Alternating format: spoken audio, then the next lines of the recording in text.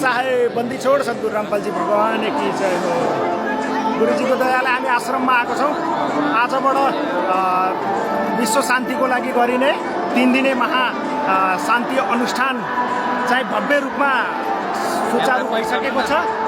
हेर्नुहोला, तपाईँहरूले सक्नुहुन्छ, हेर्नुहुन्छ। हामी दरबार साहेबको अगाडि छौँ। हेर्नु, सब भगत आत्माको बाक्लो उपस्थिति छ।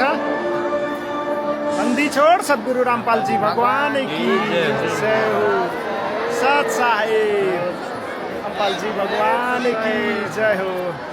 हेर्नु होला, एकदम बाक्लो उपस्थिति छ भक्तजनहरूको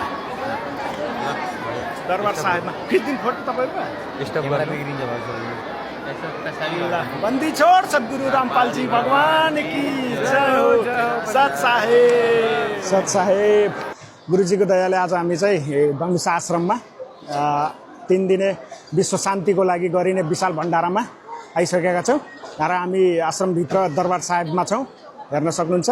र यहाँ सबै हामी भगतहरू पनि उपस्थित छौँ, देख्न सक्नुहुन्छ। सत साहेब, सत साहेब। बन्दी छोड सद्गुरु रामपालजी भगवान की जय हो। गुरुजीको दयाले चाहिँ हामी यस दरबार साहेबमा उपस्थित छौँ र तपाईँहरूलाई म देखाउँछु। सबभन्दा पहिला हाम्रो गुरुजीको यहाँ एउटा प्रतिमा छ, एकदम मजाको, हेर्न सक्नुहुन्छ। ल, खासै राम्रो त देखिएन, तैपनि मजाले सबैलाई देखाउन सक्छु। ल, हाम्रो भक्तजनहरूको राम्रो बाक्लो उपस्थिति छ है। नवलपरासीको भगतजीहरूको। सत साई भगतजी छोड सद्गुरु रामपालजी भगवान की जय हो। सत साई। ल, अब सबैजनालाई तपाईँहरू पनि यदि घरमा बसेर यो भिडियोहरू हेर्दै हुनुहुन्छ भने कृपया एकपल्ट आउनु होला सतलोक आश्रम धनुषामा। यहाँ 3 दिने कार्यक्रमहरू, विशाल भण्डारा कार्यक्रम चलिरहेछ विश्व शान्तिको लागि।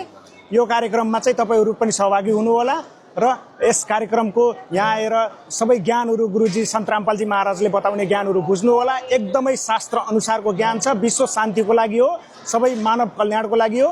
त्यही भएर सबै भक्तजनहरूको तर्फबाट सत साहेब, बन्दी छोड सद्गुरु रामपालजी भगवान की जय हो। सत साहेब।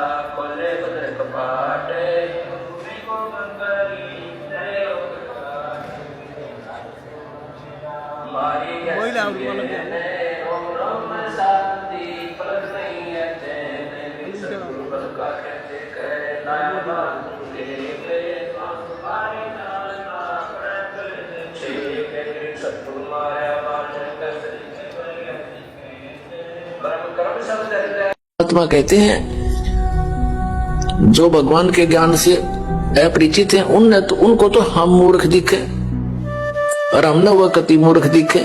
वो किस आशा को लेकर जी रहे हैं।